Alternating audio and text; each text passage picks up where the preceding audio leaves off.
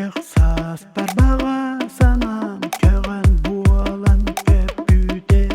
açat sazlarıra sanam atak balay bar bıta ondan nela uyan zorda duham Allah uat uybet yüreğimin sider sana düğünün köyen odulta atak balay gönül sana hayat günne halağım size satan artık oldum yolum ebeden yerim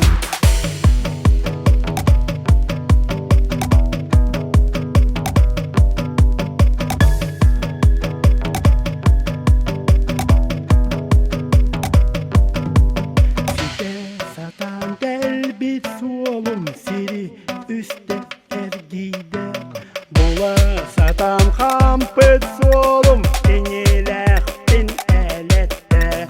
ata balay jolu kerden kayda solum asıpın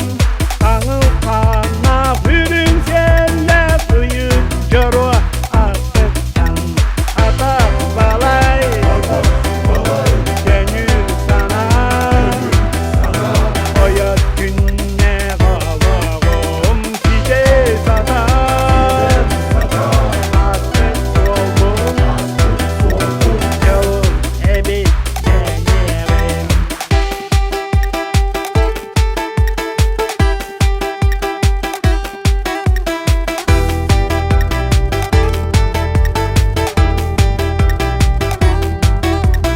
yürek bağın dumuy ola silken soğa diye bitter